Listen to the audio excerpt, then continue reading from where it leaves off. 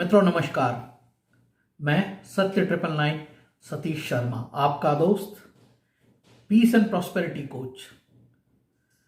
आज हम जिस विषय के बारे में बात करने वाले हैं वो जीवन से जुड़ा हुआ है। या तो हम कोसते रहें या फिर हम स्वीकार करें, बदलाव ही जीवन है। वक्त गुजरता रहता है, हम शिकवे शिकायत करते हैं। क्यों ना आज हम थोड़ी सी हिम्मत दिखाएं खुद को बदलने की। क्या पता एक कोशिश से जीवन ही बदल जाए। क्या पता एक कोशिश से पूरा जीवन ही बदल जाए। तो वो मित्रों, आज हम जिस विषय पर बात करने वाले हैं, बदलाव। उदाहरण के माध्यम से मैं आपको समझाना चाहता हूं। मौसम कभी भी एक जैसा नहीं रहता है। कभी सर्दी, कभी गर्मी, कभी ठंड, कभी बरसात। मौसम बदलता रहता है। ये प्रकृति का नियम है। एक के बाद दूसरा मौसम आएगा, दूसरे के बाद तीसरा, और तीसरे के बाद चौथा मौसम आएगा।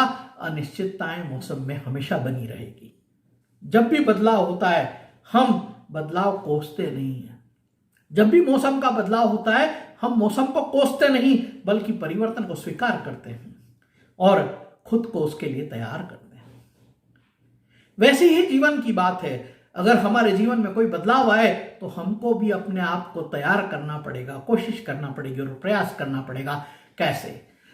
मौसम के अनुरूप हम व्यवस्थाएं करते हैं ताकि हम किसी भी तरह के प्रतिकूल मौसम में हम प्रभावित न हो। गर्मी आती है तो हम छांव की व्यवस्था करते हैं, पंखे लगाते हैं, कूलर लगाते हैं, एसी लगाते हैं, ठंडे शीतल पेय पीते हैं। क्यों? क्योंकि हमें गर्मी से निजात पाना है। गर्मी के मौसम में हम ठंडी चीजों की व्यवस्था करते हैं। मौसम के साथ हमने हमारी आदत, हमारे स्वभाव में भी बदलाव ले आए। इसी तरह से जब ठंड आती है तो हम जैकेट खरीदते हैं, कोट खरीदते हैं, स्वेटर खरीदते हैं, टोपा खरीदते हैं और गर्म चीजें पीते हैं, यानी सूप पीते हैं, दूध पीते हैं। और हमारे शरीर को जिन वस्तुओं से, जिन खाने पीने की वस्तुओं से ऊर्जा मिलती है, गर्मी मिलती, हम ऐसी सारी चीजों का सेवन करते हैं। ठंड आई, हमने ये किया। लेकिन जब बरसात आती है तो भी हम अपने आप को तैयार करते हैं छतरी से बचाने के लिए, रेनकोट से बचाने के लिए। तो जब हम छतरी और रेनकोट की व्यवस्था कर सकते हैं बारिश में, तो जीवन में भी जो बदलाव आते हैं, परिस्थितियां बदलती, तो उस समय भी हमको किसी ना किसी तरह की छतरी तो लाना पड़ेगी, है ना? अगर हम उस तरह से जीवन में कुछ ऐसा करेंगे तो निश्चित रूप से वो जो बदलाव आया है जिंदगी में, उसके साथ हम अपने आप को एडजस्ट कर लेंगे। हम विपरीत परिस्थिति में एक सामंजस्य बिठाते हैं और उस मौसम में अपने आप को सुरक्षित रख पाते हैं। वैसे ही जीवन का मौसम भी बदलता रहता है। कभी हम सुख का जीवन जीते हैं तो कभी हमारे जीवन में दुख भी आ जाते हैं।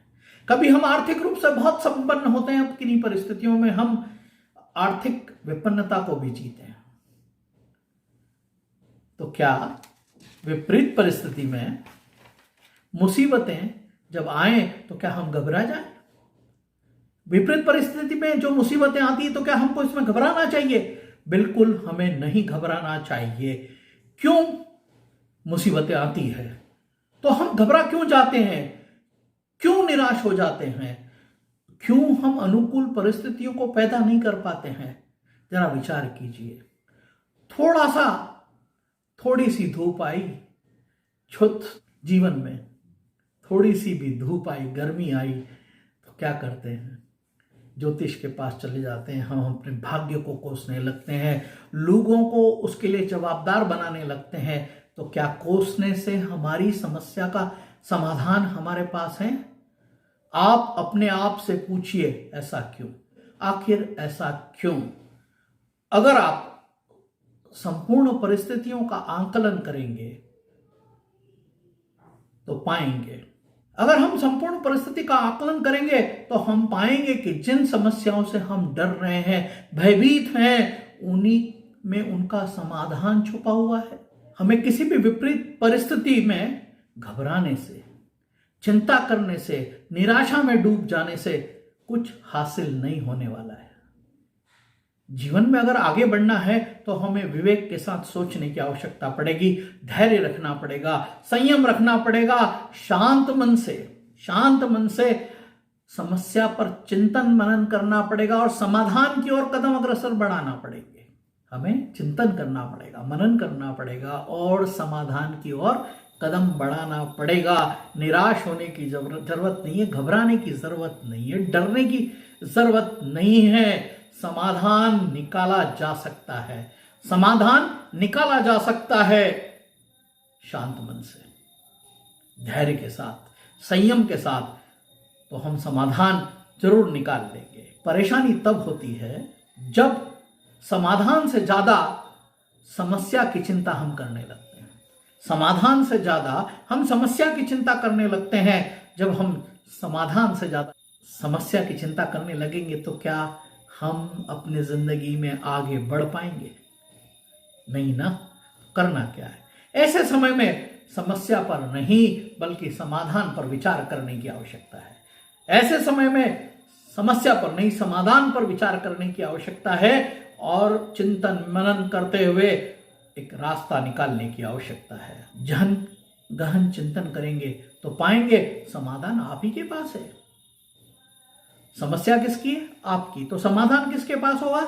आप ही के पास। तो आपको चिंतन मनन करना पड़ेगा, लेकिन डर और चिंता के चलते हम उस तक नहीं पहुंच पाते। डर और चिंता के चलते हम उस तक नहीं पहुंच पाते हैं। छोटी छोटी चीजों को बारीकी से देखने की आवश्यकता है। ध्यान दीजिए, विचार कीजिए, कोशिश शुरू कीजिए,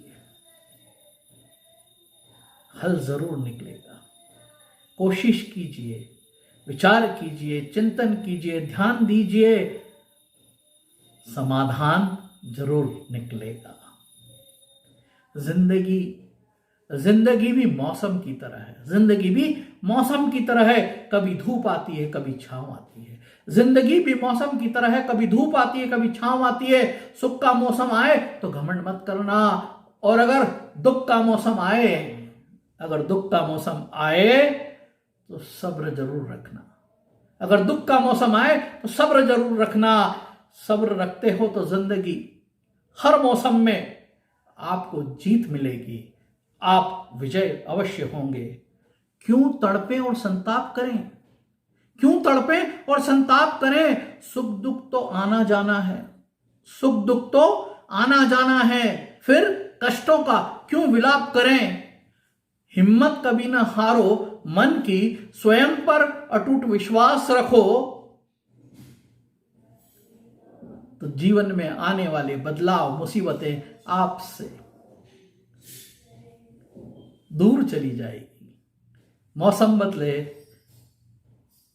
हम व्यवस्थाएं करते हैं। जीवन में भी अगर विपत्तियां आए तो हमें भी समाधान की ओर कदम बढ़ाना चाहिए और हमें सफलता की इबारत लिखना चाहिए। मौसम बदलता है, हम बदलते हैं उसी तरह से। मौसम बदलता है उसी तरह से। मौसम बदलता है उसी तरह से। एक कोशिश करें सार्थक दिशा में, संयम के साथ, तो जीवन बदल जाएगा। निराशा, हताशा जीवन से दूर चली जाएगी। ऐसा कहते हैं ना, मन के हारे हार है और मन के जीते जीत है। तो इस मन को कभी मत हारने देना। विपरीत परिस्थितियों में आपको बिल्कुल भी विचलित होने की आवश्यकता नहीं है। शांत संयमित मन से धैर्य रखते हुए जीवन के समाधानों को ढूंढना चाहिए। और अगर आपके पास समाधान नहीं है तो किसी अच्छे मित्र से अपनी सारी समस्याओं के बारे में चर्चा करना चाहिए और समाधान खोजना चाहिए। परमात्मा उसी का साथ देते हैं जो खुद की मदद करते हैं। God helps them, God helps those who help themselves. भगवान उसी की मदद करता है जो स्वयं की मदद करने के लिए तैयार रहते हैं। तो आगे बढ़िए, जीवन में आने वाले बदलावों को स्वीकार करिए और समस्याओं का समाधान खोजिए। इसी के साथ आज मैं अपनी बात को यहीं समाप्त करता हूं। आप सभी लोगों को बहुत बहुत धन्यवाद। अगर मेरी बात आपको अच्छी लगी हो तो इसे लाइक कीजिए, सब्सक्राइब कीजिए, शेयर कीजिए और कमेंट कीजिए। एक नई बात के साथ कल फिर मुलाकात। आपका दोस्त, आपका मित्र, सत्य 999 सतीश शर्मा। बहुत बहुत धन्यवाद।